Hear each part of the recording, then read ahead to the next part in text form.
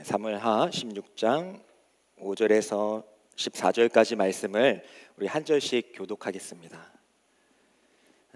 다윗 왕이 바후림의 이름에 거기서 사울의 친족 한 사람이 나오니 게라의 아들이요 이름은 시므이라. 그가 나오면서 계속하여 저주하고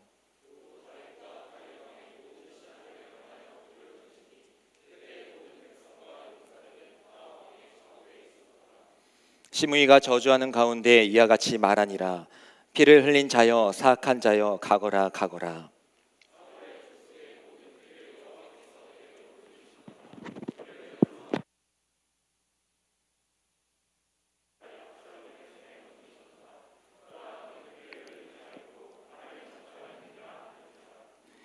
스루야의 아들 아비새가 왕께 여짜오되 이 죽은 개가 어찌 내 주 왕을 저주하리이까. 청하건대 내가 건너가서 그의 머리를 베게 하소서 하니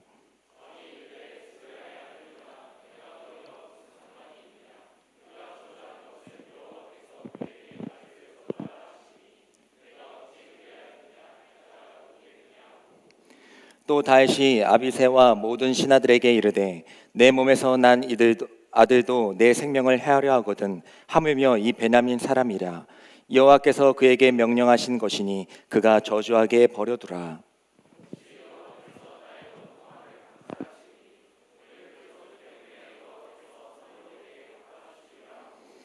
다윗과 그의 추종자들이 길을 갈 때에 시므이는 산 비탈길로 따라가면서 저주하고 그를 향하여 돌을 던지며 먼지를 날리더라.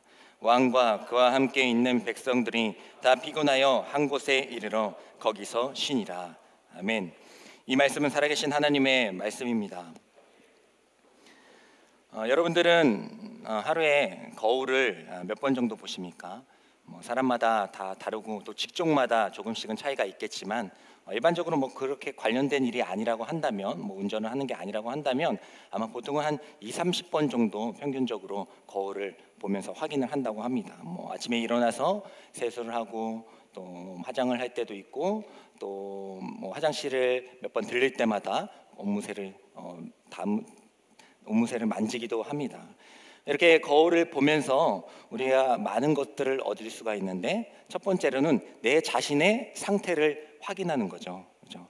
내가 눈곱이 있나? 아니면 화장이 잘 됐나? 아니면 화장실 갔다 오면서 옷은 지금 잘 입고 있나? 하면서 내 상태를 확인하는 것이 이 교회가 아니고 거울의 아주 중요한 이점입니다. 네, 한 2주 만에 설교하니까 좀 낯설어서 그래요. 네. 그래서 우리 거울을 확인할 때에 우리가 거울을 확인하게 될 때에 이제 나는 어떤 모습인가 확인하게 되고 또 한 가지 우리가 또 어떤 이점이 있냐면 거울을 통해서 나를 보기도 하지만 나를 볼 때도 있지만 우리가 거울을 통해서 다른 대상을 볼 때도 있어요. 그죠? 특히 운전할 때 우리가 가게 되면은 그 백미러가 있고 옆에 사이드 미러가 있거든요. 거울이 있거든요. 그래서 그것을 통해서 나를 보는 것이 아니라 그것을 통해서 상대방 차가 어디 있는지, 그래서 끼어들 때나 차선을 옮길 때 그때 거울을 많이 확인을 하게 됩니다. 이렇게 거울을 본다는 것은 이렇게 중요한 이점과 목적이 있습니다. 나의 상태를 확인하고 또 상대방이 어디 있는지를 확인하는 것. 근데 이것이 우리 신앙생활에서도 아주 중요한 원리인 것 같아요. 그렇죠? 우리가 신앙생활 할 때에 내 자신을 돌아보는 것 너무나도 중요합니다. 그리고 또 타인을 바라보게 되는 것도 매우 중요하게 돼요. 그래서 이 거울의 원리가 신앙생활에서도 우리에게 동일하게 적용되게 되는데요. 오늘 말씀에 나오는 다윗이 바로 이 거울, 이 신앙의 거울을 잘 사용하는 사람이었어요. 우리가 지금 사무엘 하 이야기를 함께 나누고 있거든요. 사무엘 하 이야기는요, 다윗의 후반기 이야기겠죠. 사무엘 상이 전반기 이야기라면 사무엘 하는 후반기의 이야기입니다. 그래서 우리 지난 시간 기억나실지 모르겠지만 다윗이 이제 헤브론의 왕이 되었다가 그 다음에 이스라엘의 이제 왕이 되었어요. 우리가 지난주는 이제 뛰어넘었지만, 그래서 이제 왕이 된 이후에 오늘 말씀 좀 넘어가서 왕이 된 다음에 자신의 아들 압살롬이라는 그런 아들이 있었는데 이 아들이 반역을 일으키게 됩니다. 아니 다른 사람도 아니고 자신의 아들 압살롬이라는 사람이 반역을 일으키게 돼요. 그래서 예루살렘에 있던 이 다윗이 놀라서 피신하는 장면이 이제 오늘의 장면입니다. 너무나도 원통한 일이죠. 어떻게 그 왕의 자리에 올라갔는데 그 왕의 자리에 가서도 이제 또 피신을 하다니요. 그래서 저는 이 말씀, 우리 사무엘 하의 말씀을 쭉 이제 묵상하면서 정말 이 다윗의 이 삶은 우리가 맨날 믿음으로 도전하는 삶이긴 하는데 너무나도 힘든 삶이다라는 것을 알게 됩니다. 하지만 또 한편으로는 하나님께서는 이 다윗의 삶을 이렇게 만져주시고 또 조정하시고 또 보여주심으로써 또 우리가 어떻게 살아가야 하는지를 이 다윗의 이 희생을 통하여서 우리에게 알려주시고자 하는구나라는 그 하나님의 마음도 한편으로 또 느껴지게 되었습니다. 자신의 아들에게 쫓기는 그 삶, 너무나도 비통하고 원통한 마음으로 예루살렘을 떠나서 이제 피신하러 가는 길에 갑자기 한 사람이 나타나게 됩니다. 이제 바후림이라는 그런 마을에 이제 도착을 해가지고 좀 이제 쉬어야겠다 하는데 어느 한 사람이 나타나게 돼요. 그리고 다짜고짜 이 다윗에게 욕을 하고 저주를 하기 시작합니다. 그 말씀이 사무엘하 16장 8절에 나와 있는데 우리가 읽지는 않았지만 우리 한번 읽어보도록 하겠습니다. 읽겠습니다. 시작. 사울의 족속의 피를 여호와께서 내게로 돌리셨도다. 그를 이어서 내가 왕이 되었으나 여호와께서 나라를 내 아들 압살롬의 손에 넘기셨도다. 보라, 너는 피를 흘린 자이므로 화를 자초하였느니라 하는지라. 아멘. 네, 여러분들은 읽었군요. 어쨌든 그 시므이라는 사람이 갑자기 나와서 그 다윗에게 너는 피를 흘린 자이다. 너 때문에 이스라엘이 망했다. 너 때문에 이 사울 왕이 쫓겨난 것이다 하면서 이 다윗을 욕하는 거예요. 저주하는 것입니다. 가거라 이곳에서 멀리 떠나가라 하면서 이 다윗을 저주하는 것입니다. 그리고 8절에 보면 뭐라고 얘기하고 있냐면 여호와께서 나라를 내 아들 압살롬의 손에 넘기셨도다 라고 얘기하고 있어요. 본인이 하는 이 저주와 이 말이 내 혼자 하는 얘기가 아니라 여호와께서 하신 것이다 라고 다윗에게 말을 하고 있는 겁니다. 뭐 그렇게 말을 할 수 있겠죠. 그때에 이제 다윗 왕이 이제 그 이야기를 들었잖아요. 이제 많은 병사들과 또 이제 신하들과 함께 백성들과 함께 가고 있었을 때에 이 이야기를 이제 듣게 되잖아요. 그때 이제 옆에 있던 한 사람이 다윗에게 말합니다. 아니 감히 나의 왕에게 어떻게 저렇게 욕설을 할 수 있냐? 저에게 시간을 주시면은 제가 그 목을 당장 치고 오겠습니다. 라고 얘기를 합니다. 그렇게 해도 될 상황이죠. 왜냐면 뭐 그 사람이 뭐 많은 병력을 가진 것도 아니고 혼자 와가지고 지금 다윗은 병사들과 신하들과 백성들과 함께 가고 있는데 혼자 와가지고 그렇게 하니까 사실 그것만으로도 격분할 일 아니겠습니까? 그때의 다윗이 어떻게 반응하는지 우리 한번 보도록 하겠습니다. 우리 사무엘하 우리 읽었던 10절부터 11절까지 말씀, 16장 10절에서 11절까지 말씀을 다시 한번 확인하겠습니다. 시작. 왕이 이르되 스루야의 아들들아 내가 너희와 무슨 상관이 있느냐? 그가 저주하는 것은 여호와께서 그에게 다윗을 저주하라 하심이니 내가 어찌 그리하였느냐? 할 자가 누구겠느냐 하고 또 다윗이 아비새와 모든 신하들에게 이르되 내 몸에서 난 아들도 내 생명을 해하려 하거든 하물며 이 베냐민 사람이냐 여호와께서 그에게 명령하신 것이니 그가 저주하게 버려두라 라고 이야기를 합니다. 그러니까 이 시므이라는 사람은 사울 왕의 신하였던 거예요. 근데 어떻게 보면 물론 다윗이 뭐 사울을 친 건 아니잖아요. 근데 결과적으로 보면 사울이 왕이었는데 그 이후에 사울이 이제 죽게 돼서 다윗이 왕이 됐으니까 이 시므이라는 사람이 그게 원통한 겁니다. 왜 득도 보도 못한 애가 갑자기 와가지고 왜 우리의 왕의 자리를 사울 왕의 자리를 빼앗느냐는 거예요. 그 이야기를 들었을 때에 다윗은 뭐라고 얘기합니까? 그냥 두라. 그 사람이 하는 얘기를 그냥 두라 하면서 신하들을 만류합니다.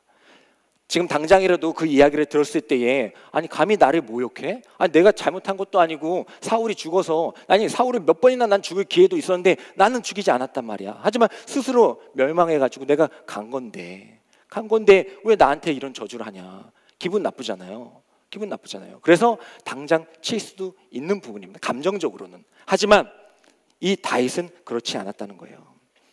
다윗은 이 시므이라는 사람을 통하여서 바로 하나님을 바라보게 됩니다. 이 시므이를요, 그냥 그 사람으로, 날 욕하는 그 사람으로 바라보는 것이 아니라 이 시므이를 통하여서 이 시므이라는 사람을 거울 삼아서 바로 하나님을 바라볼 수가 있었다라는 겁니다. 그래서 그가 너가 사울 왕의 자리를 빼앗았다. 그리고 네 아들이 그 자리를 빼앗긴 거 참 잘됐다 하면서 저주하고 욕하는 글을 보면서 인간적인 마음으로는 뭐 당장 쳐서 죽일 수도 있겠죠. 그렇게 했을 때 뭐 신하들도 뭐 좋다고 했을 것입니다. 하지만 그 시므이를 보면서, 나를 공격하는 그 시므이를 보면서 바로 하나님을 바라보게 됐을 때 하나님의 뜻을 발견할 수가 있었다라는 것입니다. 아, 그렇지. 생각해 보니 그가 하는 말이 틀린 것이 아니었구나. 그가 하는 말은 하나님께서 계획하신 일들을 이루시는 말을 전해주는 것이구나라는 것으로 바라볼 수가 있었다라는 것입니다. 그래서 예전의 이야기들을 떠올리게 되는 것이죠. 다윗이 범죄하였을 때 왕이 된 다음에 밧세바라는 그런 여인이 있었어요. 이제 우리야라는 장군의 아주 아리따운 아내였습니다. 근데 이제 우리야 장군이 이제 전장에 나갔을 때에 다윗이 이제 이렇게 돌아다니다가 이제 그 밧세바를 본 거예요. 근데 이제 너무나도 이제 아름다우니까 이 밧세바를 취하게 된 겁니다. 취하게 된 다음에 이제 우리야 장군이 돌아왔잖아요. 근데 잘못된 거잖아요, 그죠? 잘못된 거잖아요. 그러니까 이걸 수습하기 위해서 더 악한 짓을 저지르게 되죠. 이 우리야 장군을 이 적장, 블레셋의 적장 한가운데 보내게 됩니다. 전쟁하라는 그 명목하에 죽이는 거죠. 그래서 결국 이제 우리야는 죽게 되었어요. 그리고 밧세바를 자신이 취하게 됩니다. 이렇게 극악무도한 죄를 저질렀던 다윗이었어요. 그때에 하나님께서는 그를 사랑하시지만, 그를 다윗을 너무나도 사랑하시지만은 그대로 두지 아니하시고 나단이라는 선지자를 통하여서 그에게 책벌하십니다. 그 내용이 사무엘하 12장 10절에서 11절까지의 말씀이에요. 한번 나단이라는 선지자를 통하여서 범죄한 다윗에게 어떻게 하나님께서 말씀하시는지 읽겠습니다. 시작. 이제 내가 나를 업신여기고 햇사람 우리아의 아내를 빼앗아 내 아내로 삼았은즉 칼이 내 집에서 영원토록 떠나지 아니하리라 하셨고, 여호와께서 또 이와 같이 이르시기를 보라, 내가 너와 내 집에 재앙을 일으키고 내가 내 눈앞에서 내 아내를 빼앗아 내 이웃들에게 주리니 그 사람들이 내 아내들과 더불어 백주에 동침하리라. 아멘. 다윗을 너무나도 사랑했던 하나님이시지만은 그 다윗의 그 범죄함을 두고 결코 간과하지 않으셨다라는 겁니다. 그리고 이렇게 말씀을 하셨어요. 이 말씀을 이제 다윗이 나단의 선지자를 듣고 이제 살아온 것 아닙니까? 근데 그렇게 살아오다가 이제 시므이를 만나서 그 이야기를 들은 거죠. 압살롬, 네 아들이 너의 자리를 빼앗을 것이다. 네 칼로 멸망할 것이다. 이제 이야기를 하는 거죠. 그때에 다윗은 이 말씀을 기억해낼 수가 있었다는 거예요. 시므이 보면 나를 욕해? 감히 왕인 나를 욕해? 그것도 병사도 없고 너 혼자 온 거야? 죽으려고 그러는구나 하면서 당장 쳐도 되는 거예요. 하지만 다윗은 그 시므이를 통하여서 예전에 그 하나님을 반사하여 볼 수가 있었다는 겁니다. 아, 그렇구나. 시므이가 비록 나를 저주하고 욕을 하는 것이지만 그건 단순히 나를 욕하는 것이 아니라 내가 지금 바라봐야 할 것은 그 시므이가 아니고 그 하나님의 그 책벌하심, 하나님의 그 벌하심, 나의 죄, 그것을 다윗은 바라볼 수가 있었다라는 것입니다. 우리의 많은 신앙생활 가운데 여러분들도 많은 일들을 겪게 될 거예요. 뭐 시므이가 아니더라도 뭐 좋은 일이도 마찬가지고 나쁜 일도 마찬가지고 사건들도 많이 터질 것이고 좋은 사람 또 힘든 사람 또 여러 가지 어떤 장소와 어떤 관계 속에서 힘든 일을 겪게 될 것입니다. 그때마다 그 모든 것들에 반응하면서 감정에 휘둘리면서 살아간다면 신앙생활을 하기 힘들어요. 하지만 하나님께서 그 다윗의 그 파란만장한 삶을 통하여서 우리에게 전해주시는 것처럼 전해주시고 그냥 교훈이 있는 것처럼 우리의 많은 그런 다사다난한 그런 많은 일들과 사람들을 통하여서 하나님께서는 말씀해 주시고자 하는 것이 있을 것이다 라는 마음으로 그것들을 대할 때에, 그 장소에 가게 될 때에, 그 사람을 대하게 될 때에 우리는 하나님께서 원하시는 그 말씀의 뜻을 발견할 수 있게 될 줄 믿습니다. 어렸을 때 숨은 그림 찾기가 있잖아요. 숨은 그림 찾기를 하면 이제 막 이렇게 칸초 아시죠? 네, 칸초에 그 까면은 있는 거 아시죠? 네, 있어요. 칸초 있고 뭐 숨은 그림 찾기 있잖아요. 근데 완전 어렸을 때는 그걸 봐도 그냥 나무인 거예요. 그리고 그냥 사람이고 집인 거예요, 그죠? 하지만 우리가 장성해서 보게 될 때에 이 나무 속에 숫자가 숨어 있네. 이 집 속에 우산이 숨어 있구나라는 것을 보게 되지 않습니까? 마찬가지로 우리가 여러분들이 신앙생활 할 때에 그냥 살아가는 것이 아니라 그 현상마다 그대로 그냥 그것을 바라보는 것이 아니라 그것을 통하여서 하나님을 보는 훈련들을 하게 될 때에, 또 믿음의 그 장성한 분량에 이르게 될 때에 우리가 보지 못했던 하나님의 뜻들을 발견해 나가면서 하나님이 원하시는 사람들로 만들어 가게 되는 줄 믿습니다. 하나님은 그걸 원하시는 거예요. 여러분들이 아무런 온실 속에서 정말 물만 먹고 이렇게 온전하게 이렇게 자라는 게 아니라 물론 그렇게 하다가 죽으면 그렇게 할 수도 있겠죠. 하지만 그렇지 않잖아요. 그렇게 자라나다가 위기 딱 만나보세요. 바로 무너지잖아요. 그렇기 때문에 하나님은 여러분들을 위해서 얼마나 많은 일들을 행하실 것입니까? 그래서 그 훈련과 그 광야의 생활, 그 다윗 왕이 되기까지 얼마나 힘들었어요. 또 왕이 돼서도 이러는 거 보세요. 그러니까 하나님께서는 여러분들의 삶 가운데 계속해서 심의, 광야의 생활 훈련을 시키실 것입니다. 그때에 그 모든 현상들 가운데 하나님의 뜻을 바라볼 수 있는 여러분들이 되기를 간절히 소망합니다. 두 번째로요, 다윗은요 그 시므이라는 사람을 통하여서 하나님을 바라보기도 했지만 자동차처럼 거울을 통하여서 다른 차를 보기도 했지만 거울처럼, 내 앞에 있는 화장실에 있는 내 거울처럼 바로 자신을 또 바라보기도 하였습니다. 다윗은 시므이의 그 저주를 통해서 이제 하나님의 징계가 시작되었구나라는 것을 인식하게 되었거든요. 이제 하나님의 섭리대로 흘러가는구나. 그냥 나를 욕하네, 내 처지가 왜 이래, 이게 아니라 그때 하셨던 그 하나님의 말씀이 성취되어 가는구나라는 것을 깨달을 수 있었어요. 그러면서도 중요한 것은 자신을 또 바라볼 수가 있었다는 겁니다. 그 시므이를 통하여서 하나님의 뜻을 발견하기도 했지만은 그 시므이를 통하여서 내 자신을 바라봤던 거죠.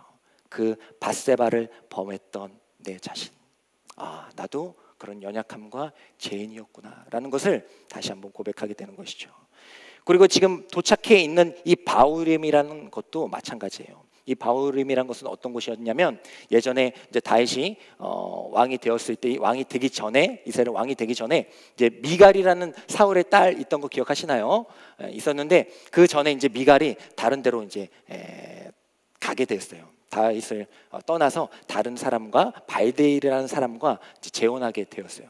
떠나갔는데 이제 다윗이 왕이 딱 되게 되었을 때에 그 미갈을 데리고 와라.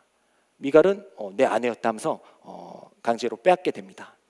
어떻게 보면 되찾는 거일 수도 있겠지만 어쨌든 다른 사람을 재혼했는데 다시 강제로 빼앗게 돼요. 그때에 이제 미갈이 막 이제 잡혀서 오게 될 때에 그 발디엘이라는 사람이 내 아내인데, 그래도 이제 미갈이라는 사람을 사랑했으니까 결혼한 거 아니겠어요? 내 아내인데 하면서 막 쫓아와가지고 끝까지 매달렸던 곳이 바로 이 바후림이라는 마을이었습니다. 그러니까 바울이 저질렀던 그 죄가 그대로 그 장소에서 행해지고 있는 것이죠. 그러니까 이 다윗은 밧세바를 범한 것도 그렇고, 하필 이 바후림이라는 그 곳에서도 그렇고, 하나님의 말씀은 나를 또 가리키고 있구나. 시므이를 통하여서 나의 죄성과 연약함을 다시 한번 말씀하시는구나라는 것을 다윗은 깨달을 수가 있었다라는 것입니다. 그래서 시편 51편 3절에 다윗은 이렇게 참회를 하고 있습니다. 다 같이 한번 읽어보도록 하겠습니다. 시작. 무릇 나는 내 죄가를 아오니 내 죄가 항상 내 앞에 있나이다. 아멘. 나는 죄인이라는 거예요. 나는 죄인이라는 겁니다. 나는 그런 존재이다. 철저하게 자신을 죄인으로 고백하고 있다라는 것이죠. 우리가 거울을 보고 우리 자신을 확인하게 되잖아요. 자, 여러분들이 딱 일어나가지고 우리 거울을 보면서 우리 자신을 확인하게 되잖아요. 그때 이제 뭐 잠시에 감탄을 할 때도 있고 그럴 때도 있지만 어쨌든 하게 되잖아요. 하게 됐을 때에 그렇게 보고 끝나는 게 아니죠. 거울을 딱 여러분들이 봤어요. 거울을 딱 봤어요. 그 다음에 이제 여러분들은 어떻게 하게 됩니까? 거울 보고 끝나요? 아니죠. 거울을 봤으면 이제 내 상태를 확인하고 뭐 세수를 하든지 또 거울을 보게 될 때에 또 뭐 화장을 하든지 뭐 불순물이 있을 때 제거를 하든지 그러겠죠. 그러니까 거울을 본다는 것은 어떤 행동을 만들어낸다는 것을 우리가 알 수가 있어요. 이 다윗도 그랬습니다. 그 시므이를 통하여서 나의 이제 죄성을 이제 알게 된 거죠. 그랬구나. 물론 하나님 벌 내리시는 것 그걸로도 맞지만은 사실은 내 안에 죄가 있었구나. 나는 죄인이구나. 난 연약한 존재이구나. 라는 것을 다윗은 다시 한번 깨달을 수가 있었다라는 것입니다. 하지만 그것으로 끝나는 것이 아니라 내 거울로 그냥 내 자신 보고 내 상태가 이렇구나 하고 끝나는 것이 아니라 내 상태가 이렇구나. 그러면은 이제 어떻게 해야 되는가 하면서 그의 행동을 옮기기 시작했다는 거예요. 제가 여러 이제 청년들과 막 이렇게 이야기를 하다가 한 청년과 이야기를 하게 됐어요. 근데 그 청년이 막 여러 가지 고민을 하면서 이런 얘기를 하게 되었습니다. 누군지는 절대 모를 거예요. 근데 안 궁금해요. 어쨌든 그 청년이 궁금할 텐데 어쨌든 그 청년이 얘기를 하는 거. 저는 이제 주님의 일을 이제 맡기 시작해서 하고 있는데 참으로 어렵습니다. 그래서 그렇습니다. 정말 어렵죠. 정말 힘들죠. 맞아요. 정말 그 리더의 역할을 한다는 건 참 어려운 일이에요. 근데 그러면서 그 청년이 많은 그런 자신들이 보고 또 이렇게 돌봐주는 그런 양들이 있는데 그 양들을 보면서 힘든 점도 너무 많다는 거예요. 하지만 너무나도 기쁜 점도 많다는 거예요. 그러면서 하는 얘기가 그 양들을 보면서 내가 돌보고 함께하는 그 동역자들을 보면서 바로 하나님께서 자기 자신을 보게 하신다는 거예요. 힘들게 할 때도 있을 때 그때에 그 모습을 보면서 정죄하는 것이 아니라 왜 그러니가 아니라 그렇지. 하나님께서 이 사람을 통하여서 또 나에게 말씀해 주시고자 하는 것이 있구나. 그렇지. 나도 한때는 저랬었지 하면서 자기 자신을 보게 한다는 겁니다. 저는 그 이야기를 들으면서 또 오늘의 이 말씀이 생각났어요.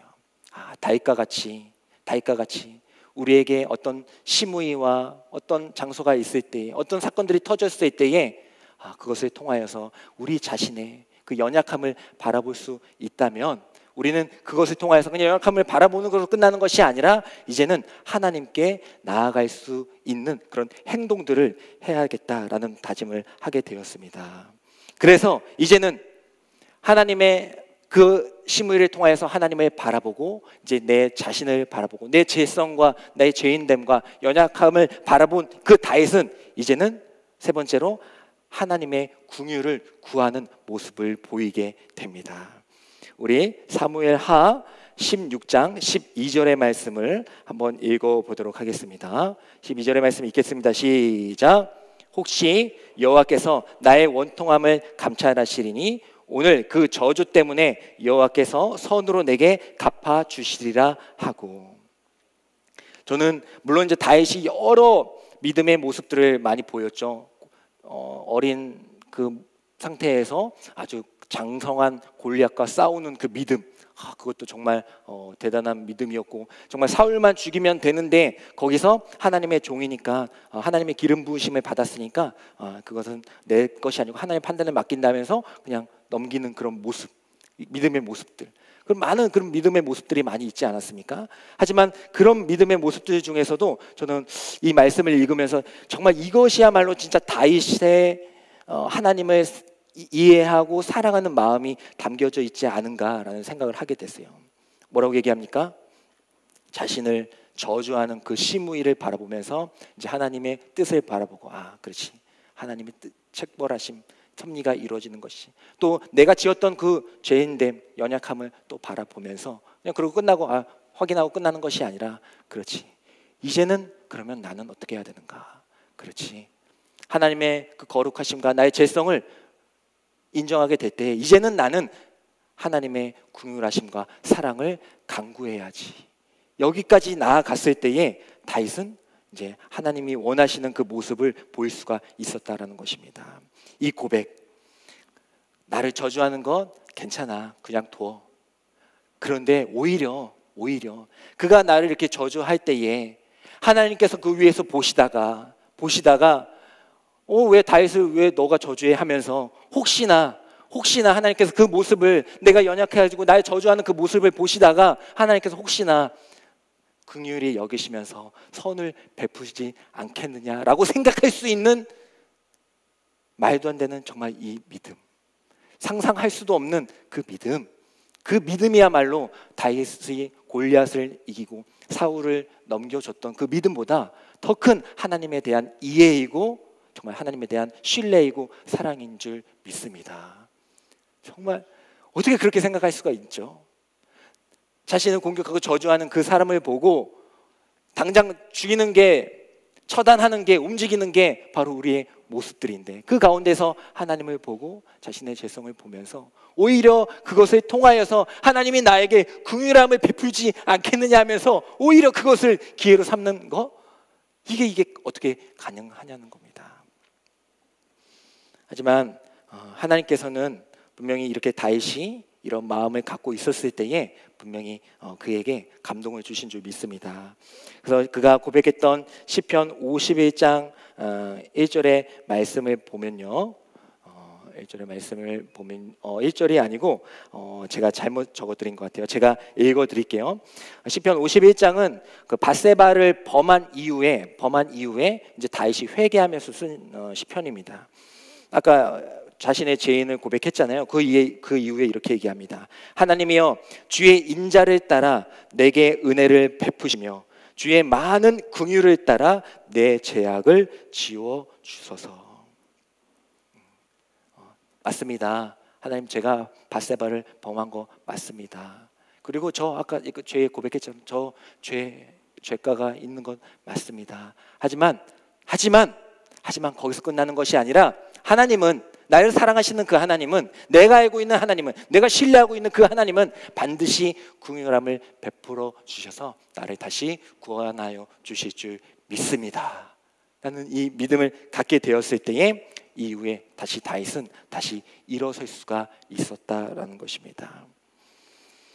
하나님이 어떤 분이심을 알고 또 내가 어떤 존재임을 알게 될 때에 우리는 하나님의 긍휼하심을 구할 수밖에 없는 것이죠. 그리고 이제는 그 긍휼하심을 통하여서 이제 하나님의 뜻을 받게 될 때에 이제 다시 하나님이 원하시는 대로 살아갈 수가 있게 되는 것이죠. 골로새서 3장 우리 17절과 23절에 보면은 이렇게 기록하고 있습니다. 우리 두 개의 구절을 이어서 한번 읽어보도록 하겠습니다. 시작. 또 무엇을 하든지 말에나 일에나 다 주 예수의 이름으로 하고 그를 힘입어 하나님 아버지께 감사하라. 무슨 일을 하든지 마음을 다하여 주께 하듯 하고 사람에게 하듯 하지 말라. 아멘. 그 하나님을 바라본 자, 그리고 내 자신의 연약함을 바라본 자, 그리고 하나님의 그 긍휼하심을 간구하는 자에게 주시는 하나님의 말씀입니다. 이제는 그 하나님의 뜻을 알게 되었더라면, 그렇지, 내게 주어진 많은 사람들, 장소들, 그리고 관계들, 일들, 그 모든 일들을 할 때에 이제는 나는 죄인이었는데 긍휼함을 입었기 때문에 내가 잘나가지고 처음부터 아무 꺼리낌 없이 했으면 뭐 그럴 수도 있겠죠. 하지만 나는 이제 완전히 무너졌잖아요. 밧세바 때문에, 미가 때문에 완전히 무너졌잖아요. 그때에 나 완전 죄인된 나를 긍휼하심으로 다시 일으켜 주신 그 하나님의 은혜로 살아가는 자가 이제 어떻게 살아갈 수가 있겠습니까? 이제는 모든 일을 만나든지 주님이 원하시는 대로 하고, 무슨 일을 하든지 주님이 기뻐하시는 일을 하고, 누구를 만나든지 주님을 대하듯이, 긍휼을 입었으니까, 내가 죽다가 살아났으니까 이제는 그런 모습을 대하며 살아가지 않겠는가. 이 말씀을 우리가 한 주간 또 도전하면서 살아갈 수 있게 되기를 원합니다. 신앙생활에 어려움이 있으십니까? 이제 그 하나님의 거울, 그 믿음의 거울을 볼 수 있기를 원합니다. 그 사람, 그 사건, 그 장소가 아니라 이제 그것을 통해서 하나님이 뭘 말씀하고 계시는지 하나님을 바라보시고요. 또 그 안에 담겨진 그 일들 가운데 담겨진 내 모습도 함께 돌아보시고요. 하지만 돌아보는 것으로 끝나는 것이 아니라 이제 긍휼하심을 입은 내가 어떻게 하나님께 반응하며 살아가야 되는지. 바둑을 보면 다 바둑을 둔 다음에 복기라는 걸 합니다. 그 많은 수들을 둔 다음에 다시 처음부터 그것을 하나 짚어가면서 보는 거예요. 참 신기한 얘기도 하죠. 근데 대단한 것은 그렇게 함으로써 이제 똑같은 실수를 하지 않는 거죠. 많은 일들이 있었을 때에 이제는 그것을 통하여서 똑같은 실수하지 마세요. 하나님 뜻 발견하고 이제 내 자신을 알게 되었다면 이제는 똑같은 실수하지 마시고 하나님이 원하시는 그 마음으로 긍휼함을 가지고 살아갈 수 있는 저와 여러분들이 되기를 간절히 소망합니다. 박누가라는 그 선교사님이 계시죠. 필리핀에서 평생을 의사인데 평생을 이제 거기서 헌신하셨던 분이에요. 젊은 시절에 딱 넘어갔어요. 젊은 시절에 넘어가가지고 정말 뭐 필리핀 하면 그 괜찮은 데도 있는데 이제 오지로 가셨어요. 오지로 가셔가지고 아무 의료 시설도 없는 그런 아무것도 없는 그 장소. 거기서 이제 딱 가셨는데 젊은 나이에 가셨는데 의료 시설이 들어올 수가 없다는 겁니다. 오케이. 근데 하나님께서 이 선교사님에게 선물을 주십니다. 어떤 선물을 주시느냐? 바로 그 장소, 그 의료 시설에서 병에 걸리는 선물을 주세요. 근데 그 병이 한두 가지가 아니라 이 선교사님 말씀으로는 모든 병이 다 걸렸대요. 거기서 지금 의료시설도 없는 것도 지금 이게 뭡니까 하면서 지금 그럴 판에 모든 병들을 사소한 것까지 다 걸렸대요. 그래서 하나님 따졌죠. 아니 이게 뭐냐고 지금은. 지금 하나님 그 의료 선교하러 왔는데 지금 뭐 하시는 거냐고 엄청 따지셨대요. 근데 그렇게 따지다가 이제 그 곳에서 이제 어느 순간 이제 하나님을 바라볼 수가 딱 있었다는 거예요. 하나님께서 이렇게 말씀하시더랍니다. 누가야 여기는 의료시설이 들어올 수가 없어.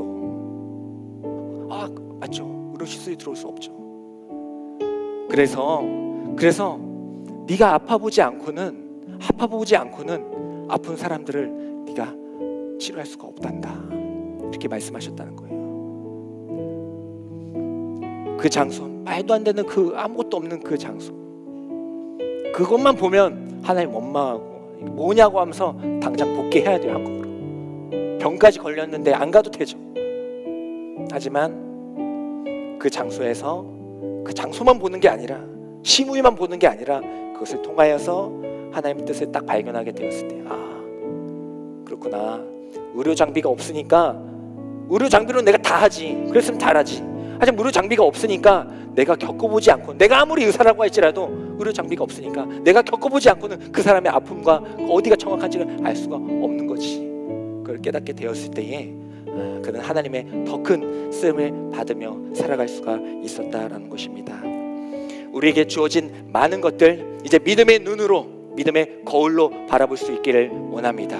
하나님의 뜻을 발견하시고요. 그 내 자신도 돌아보세요. 돌아보시고, 우리 다 죄인 아닙니까? 누가 떳떳한 사람이 있어요?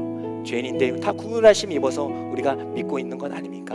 근데 우리가 공동체니까 함께 자꾸 이렇게 살아가는 거 아니에요? 그래서 하나님의 긍휼하심을 바라면서 하나님이 원하시는 대로 살아갈 수 있기를 간절히 소망합니다. 거울을 계속 보게 되면요, 거울 누련이라는 게 있대요. 물론 이제 그 거울이 그 거울은 아니지만 뜻이지만, 거울 누련이라는 게 발음이 이렇게 안 되니 누련이라는 게 신경세포가 있어서 그 신경세포는 계속 보게 되면 담게 된대요. 믿음의 거울, 하나님의 거울을 바라보면서 이제 하나님을 닮아갈 수 있는, 예수님을 닮아 살아갈 수 있는 저와 여러분들이 되기를 간절히 소망합니다. 우리 다 같이 일어나셔서 하나님의 뜻을 바라보고 우리의 약함을 고백할 수 있는 시간 되기를 원합니다. 주여 우린 연약합니다. 우린 오늘을 힘겨워합니다. 주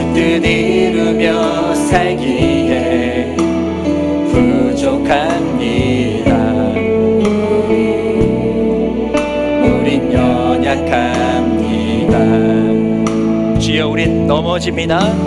주여 우린 넘어집니다.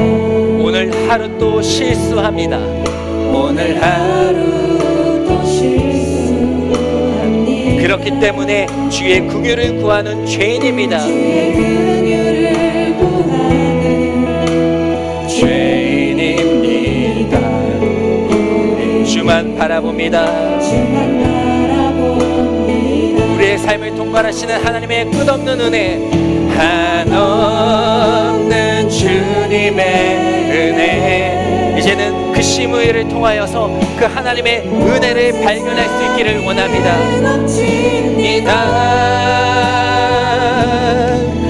가릴 수 없는 주여와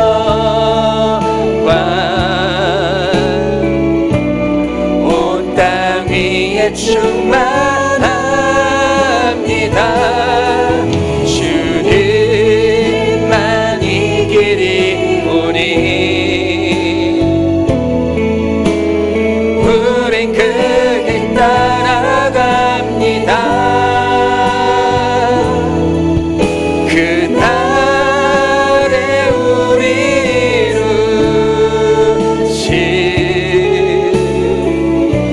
주는 완전합니다. 다시 한번 고백합니다. 주여 우린 연약합니다. 주여 우린 연약합니다. 우린 오늘을 힘겨워합니다.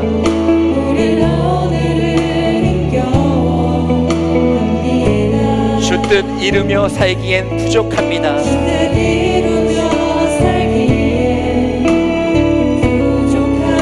우린 연약합니다.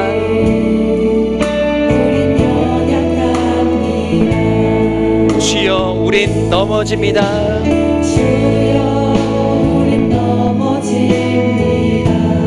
오늘 하루 또 실수합니다. 그렇기 때문에 주의 긍휼을 구하는 죄인입니다.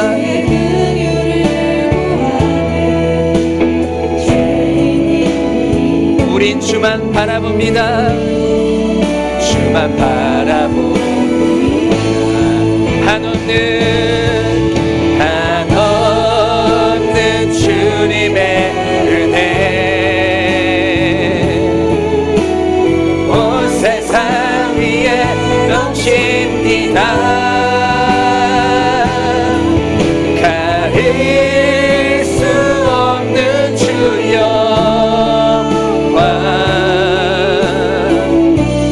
온 땅 위에 충만합니다. 주님만 이 길이 오니 우린 그 길 따라갑니다. 그날에 우리를 주는 완전합니다. 우리 기도하며 나아가겠습니다. 하나님 아버지, 우리에게 주어진 많은 환경들 가운데 하나님을 불평하고 원망할 때가 너무나도 많았습니다. 하지만 하나님 아버지께서는 달과 같이 우리를 성숙하게 또 성장시키기 위하여 우리를 너무나도 사랑하시기 때문에 아버지 그 시므이를 보내어 주신 줄 믿습니다. 이제 그 시므이를 통하여서 하나님을 바라볼 수 있는 저희들이 되게 하여 주시옵소서. 그 시므이를 통하여서 나의 죄됨과 나의 죄성을 고백할 수 있는 저희들이 되게 하여 주시옵소서. 그리고 이제는 하나님의 긍휼을 구하는 자로, 긍휼을 구하는 그 상태로 평생을 살아갈 수 있는 저희들이 되게 하여 주셔서 어떤 상황 가운데서도 교만할 수가 없는, 어떤 상황 가운데서도 하나님을 의지할 수밖에 없는 그 상태로 살아가는 참된 복을 누리며 살아갈 수 있는 저희들이 되게 해달라고 오늘 주님의 이름을 3번 부르짖으며 주님께 나아가겠습니다. 주여 주여 주여.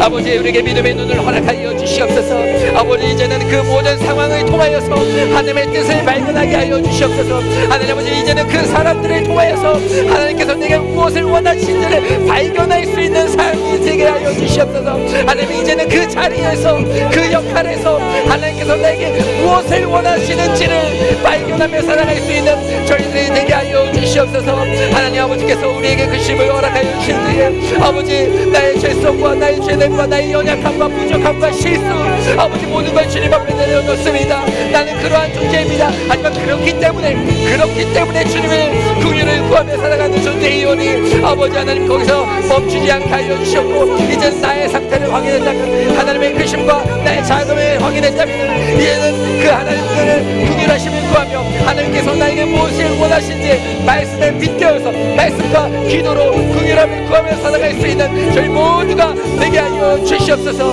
너 스토리 공동체, 아버지, 공동체를 통하여서 하나님의 놀라운 일을 하게 하실 줄 믿습니다. 아버지, 한 주 한 주가 그냥 예배드리고 끝나는 것이 아니라 한 주 한 주 하나님의 뜻을 발견해가면서 한 주 한 주 내게 주어진 모든 것들 가운데서 하나님께서 내게 무엇을 말씀하시는지, 나에게 어떻게 반응하길 원하시는지, 나에게 어떤 마음으로 살아가길 원하시는지를 발견해나가며 똑같은 실수를 반복하지 않고 이제는 하나님이 기뻐하시는 그 수를 누리며 살아갈 수 있는 저희들이 될 수 있도록 주여 우리 함께하여 주여 함께하여 주시옵소서. 주여 역사에 주여 바라보게 하여 주시옵고, 주여 우리 함께하여 주시고, 주여 우리를 긍휼히 여겨 주시옵소서.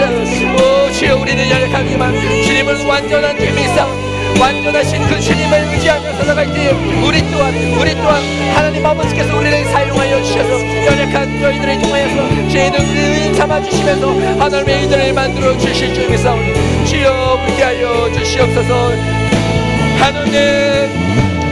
한없는 주님의 은혜 우리를 완전히 덮어주시는 줄 믿습니다. 온 세상 위에 넘친 성령 충만하게 하여 주시옵소서.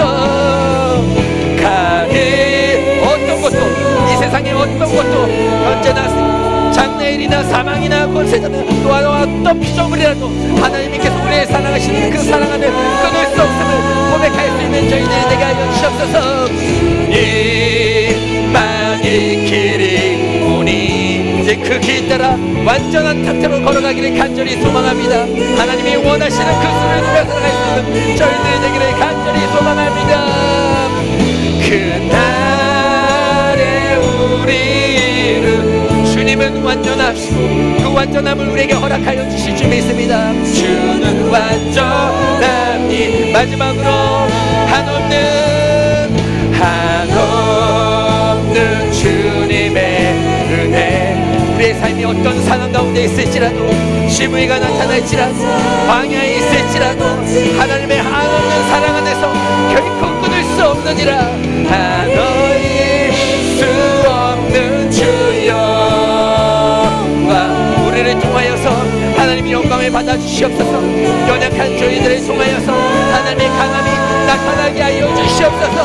오직 주님만의 그 십자가의 길, 십자가에도 예수 그리스도의 보혈의 능력으로 그 길 끝까지 따라갈 수 있는 저희들이 되게 하여 주시옵소서. 우린 부족하지만, 우린 연약하지만 십자가의 능력을 덮을 때에 온전하신 그 십자가의 사랑으로 우리를 덮어주실 믿사오니 주여 역사하여 주시옵소서.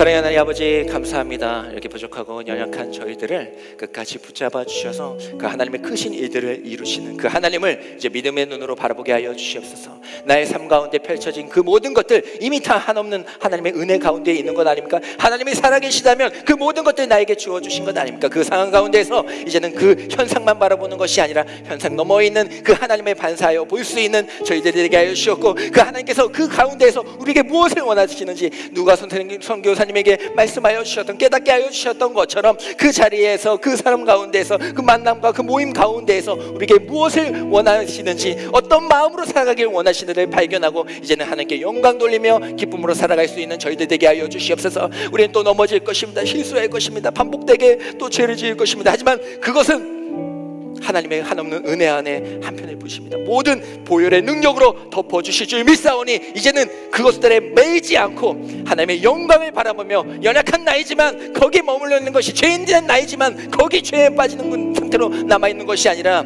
온전하신 그 하나님 아버지께서, 그 예수 그리스도께서 나와 함께 하시며 십자가의 보혈로 덮어주실 때 그 모든 것들은 깨끗이 사라지게 될 줄 믿습니다. 똑같은 실수 반복하지 않게 하여 주셨고 믿음의 수를 한 수 한 수 두며 하나님의 기쁨을 이루어 나갈 수 있는 저희 더스토리 공동체가 될 수 있도록 주님 역사해 주시고 함께 하여 주시옵소서. 이 모든 말씀 살아계신 예수 그리스도의 이름으로 기도드리옵나이다. 아멘. 이제는 우리의 연약함을 동정하시고 체휼하시는 예수 그리스도의 은혜와 실수하고 넘어지지만 하나님의 뜻을 계속해서 반사하여 알려주시고 하나님의 긍휼하심 가운데 살아가게 하여 주시는 하나님 아버지의 사랑과 이제는 성령 충만하여 어떤 죄악 가운데에서도 벗어나 하나님을 바라보며 하나님께서 주시는 기쁨과 환희와 화평으로 살아가게 하시는 성령 하나님의 감화교통하심이 이 자리에서 예배드리고 있는 모든 성도들의 머리 위에, 그들의 삶 위에, 우리 더스토리 공동체와 어디선가 하나님을 찾고 있는 더 청년들 위해 지금부터 영원까지 함께하여 주시기를 간절히 축원하옵나이다. 아멘.